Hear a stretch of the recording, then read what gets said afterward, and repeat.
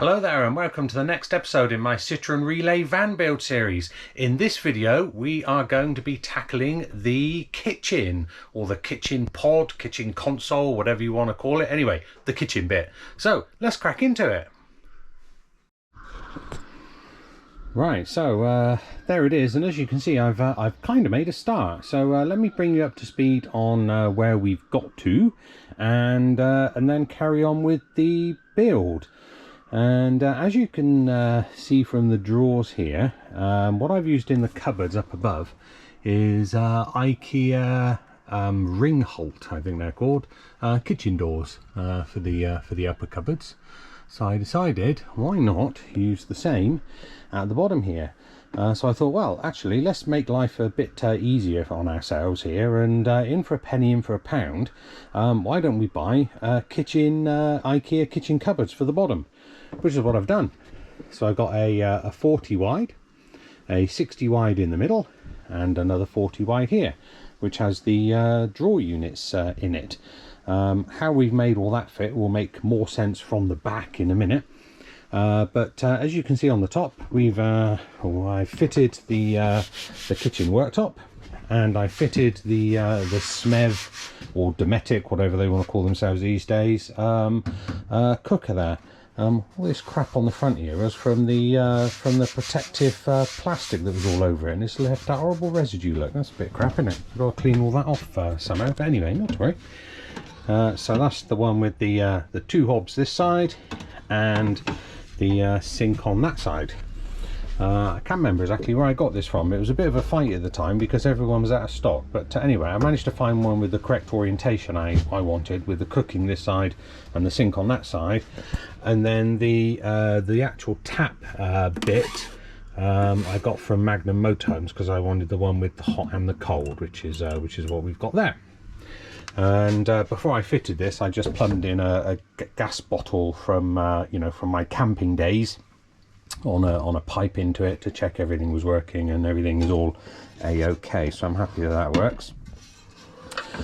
Cutting the hole out for that was a bit of a pig, I have to be honest. I looked on eBay at these companies that sell these stick-on templates for sort of £3 or £4, and I thought, whatever, I can draw a line around something, no trouble at all. But actually, that was a pain in the ass. So top tip, if you're building a camper van and you're getting one of those, that is £4 very, very well spent, I suspect. So get the stick-on template to run your jigsaw around. You'll save a lot of time and hassle on that.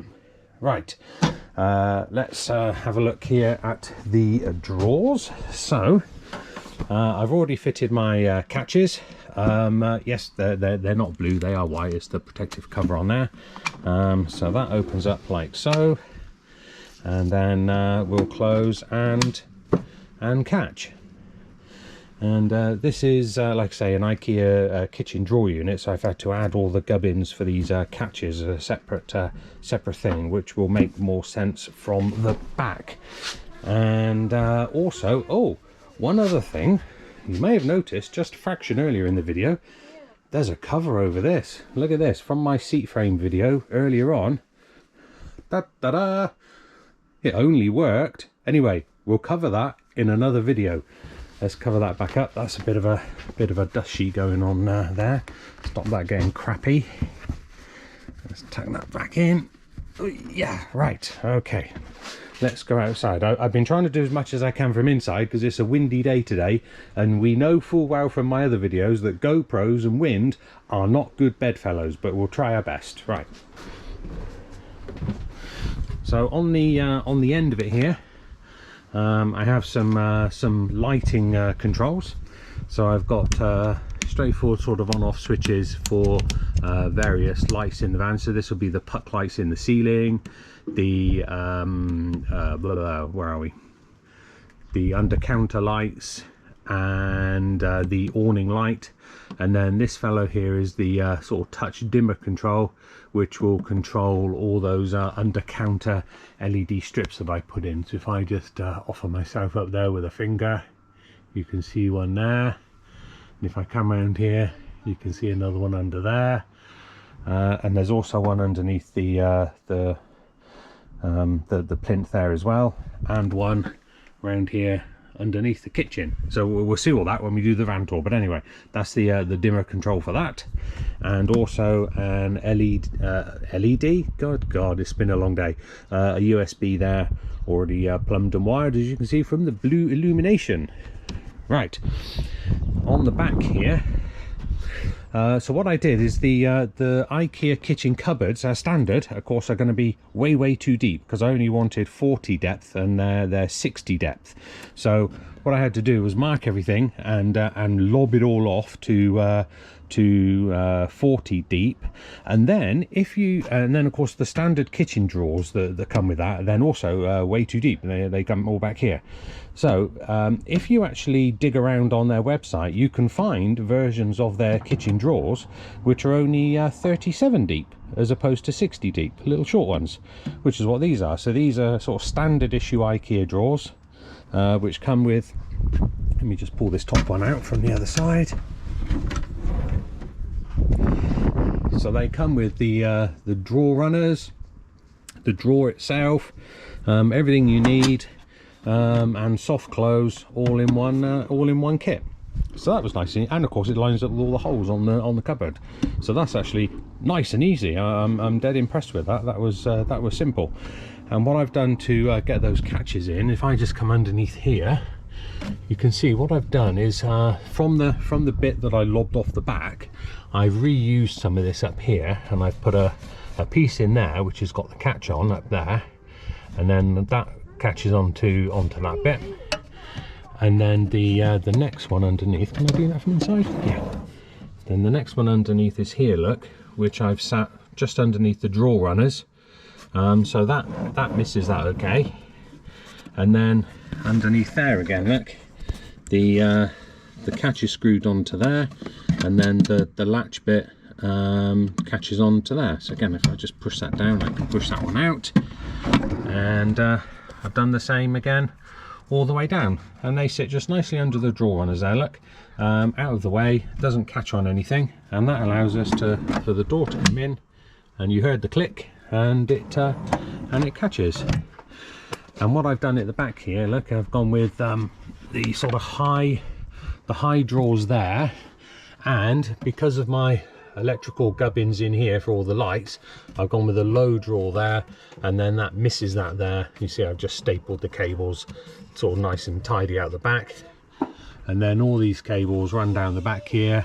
Of course this will all be hidden then, and they will make a connection there with my sorry, looking at the cables and not looking at the camera, and then my connections will be in the back here, just on like those all Wago plugs, to my longer wires that go off into the van. So I make some connections in there, and from underneath here you can see the sink is fitted. In order to get that in, this metal bar here on the IKEA kitchen unit should sit on the top. But here that was fouling the cooker, so I just put it on the side, which you know, keeps it nice and steady and stiff, but allows the kitchen the cooker bit to go in. That's the taps for the connections for the tap. My hot and cold are here, which I'll make that connection once it's actually in position. And underneath here I've got I'm not sure whether you can see it or not, my not quite, let me push this forward out the way a little bit, there we go. Right, so my waste pipe goes down underneath the floor there, and then comes up through the kitchen unit here. Just put some of those little shroud, I don't know what you'd call that, a shroud, a grommet, I don't know, anyway, one of them there. And then on the end of there I've got one of those bloody awful bottle trap things that everyone says are crap, but that's about the only thing that you can really get. So I think the idea there is, once I've adjusted all the heights, we'll stick that on the side there, and then another little pipe from there up to there, something like that. Got an electrical cable to pull in at the back here still, which I'm going to be doing in a moment, and my water pipes there, as you can see, disappear off behind underneath the fridge and make their connection there. And then what I've also done, which is making this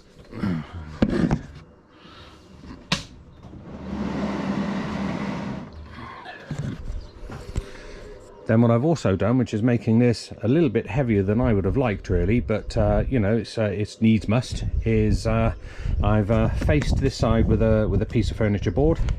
So I've got an aluminium corner here which matches the design of the rest, and then just an aluminium sort of end cap on the furniture board at this end, just to finish that off.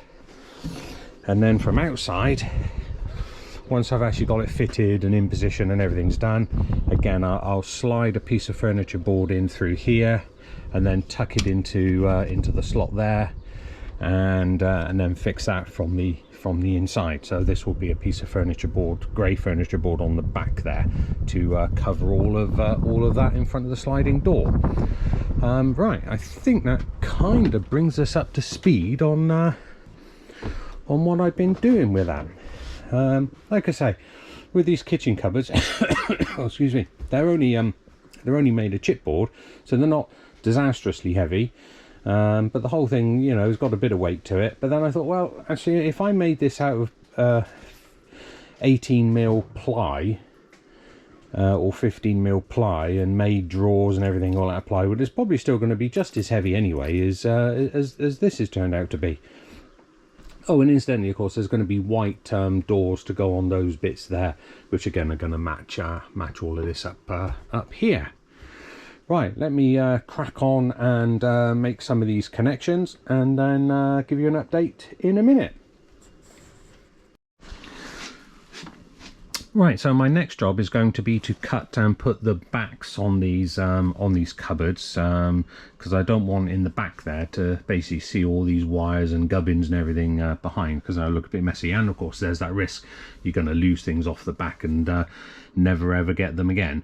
So we want to put these backs on. So what I've done is, or what I'm about to do, and let's hope we don't get any gusts of wind at the moment. So here's the two back panels that come with the kitchens, and these are made of fiberboard, white on one side and plain on the other.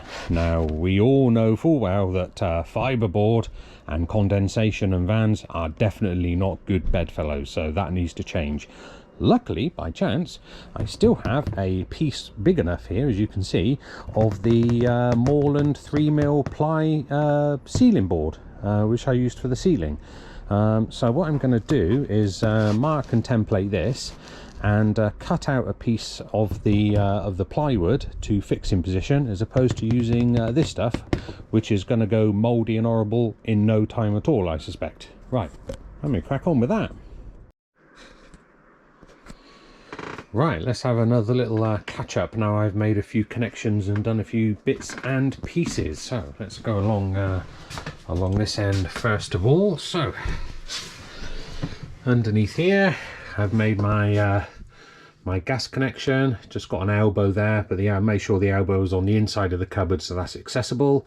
Got an elbow there which comes up round into the cooker, fixed on the side. And I just got one of these little sort of inline on-off switches, isolators there, which I've put in, so you know, you can sort of open the cupboard and then just easily turn the gas to the cooker on and off there. It's isolated at the manifold, which is down inside that cupboard as well, but that's just nice and easy to turn the cooker on and off from there. Because this says where a lot of gas connections are, I've put a dropout vent in the bottom of the cupboard, and that's directly above the dropout vent that goes down to the outside. So that's that one there. Just brought in a spare electric cable in there. That's not actually needed for anything particularly at the moment, but you know, might as well put a socket on the end as opposed to have a bare end cable. Right, shifting along to the next cupboard, we have, oh, it's a bit tight in here, right. So I've made my waste connection up on there.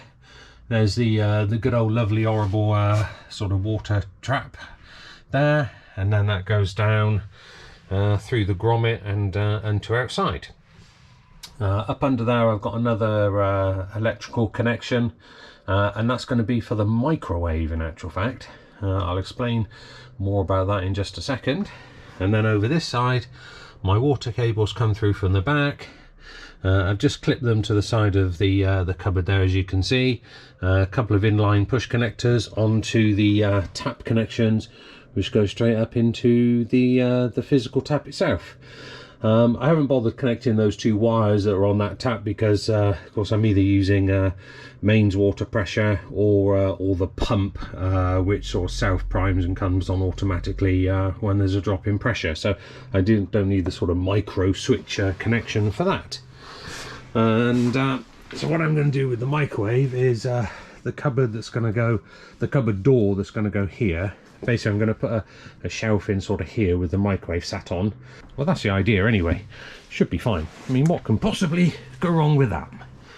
And then on the end here, all those cables that I mentioned before. So I've Wagoed up all the connections there. They just tuck in there. And of course, that's accessible by taking this bottom drawer out eventually when this back panel goes on. And they're all connected up in the top there.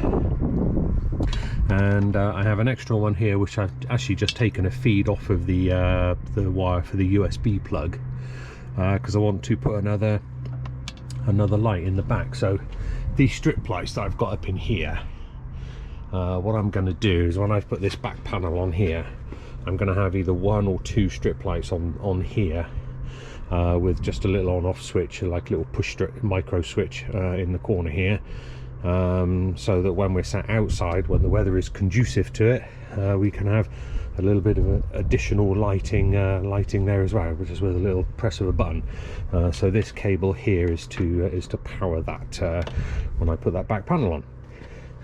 And all my light switches are in. So first of all, we have oh, I got this off of eBay, incidentally. This isn't a CBE thing as such. I think someone just basically just makes them, but I thought that was quite cool. Look, everything all in one.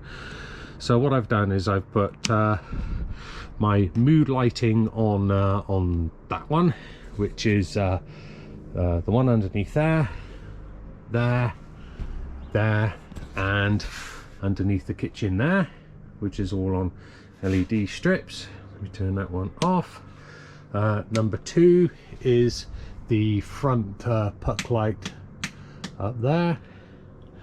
The next one is the rear two at the back there, like so. And then the final one is the warning light outside. So that can easily just be switched on and off from there. So the bulk of the lighting is there. Now I have to confess, I have made a cock-up, and it's quite a big one too. And the moral to this story is read the instructions before you start. Here I have a lovely dimmer control, which is sort of touch control, and the idea there was I was going to use that dimmer control for these mood lights, so that in the evening we could turn those down a little bit, so they're sort of just glowing. And I thought, well, that'd be quite a nice little touch. We'll have a bit of that. But that hasn't actually quite worked out. So number one is in the evening, because I've tried this last night when it was pitch black outside. Actually, these are not terribly bright anyway, so they don't really need to be dimmed, which is a good job, because I can't dim them. Because what's happened after reading the instructions is this: you have to connect the positive and negative from the light that you want to control, and effectively it lowers the voltage on the negative side as opposed to the positive side. Now, how I've wired all this up is all these Wago connectors here, and all my switches here, although there's a few blacks and blues and greys and reds in there, they are all effectively the live feeds. So I've got a live feed coming in, it goes through the switch and then back out, and then down the other side of the, if I'm using the black and red cable, actually they're both live. The live is coming in, goes to the switch, and then back out again to the other side. And all the negatives are all connected up in behind my fuse box up there. So the dimmer isn't going to work because I haven't got any I haven't got any negatives at this point here, other than the one for the USB, and of course that doesn't work because that's not on the lighting circuit. So that actually has turned out to be a total bust. But I'm not going to mess about taking all these cupboards down again and digging that negative out and rerouting it to the back of here, because quite frankly, A, I can't be asked, and B, they're okay as they are. So I'm just going to leave that in rather than have a big hole in the side of my cabinet now. But actually it's dead and it ain't doing nothing.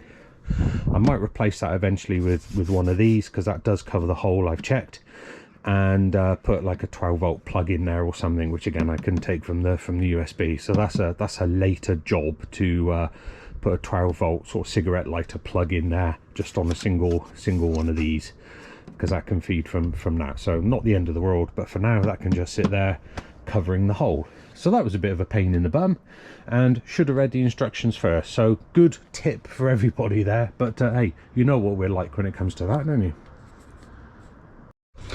So my next job is to build up the back of this, because at the moment, as you can see, we've got a big gaping hole in the back here, but it is pretty well touching here at the fly screen. So I didn't want to cut this to try and make it fit, because if I try and take up that gap there, of course I'm going to lose my edge here, because that's going to be sticking out past the fly screen, and I have to cut all that, and that would defeat the object of getting this nice worktop already trimmed. So I'm going to have to fill up this hole, and I've set that in here nicely so that the fly screen, look, just slides down the back of there, just peachy like that, and it just misses the cupboard up above as well. So that is all working a-okay. So I've got a splashback panel which I'm going to put in here and on the side here for the cooking purposes. So I think next job is to measure up and get that organised. So let me crack on with that, and I'll take a few short videos along the way to show you what I'm doing.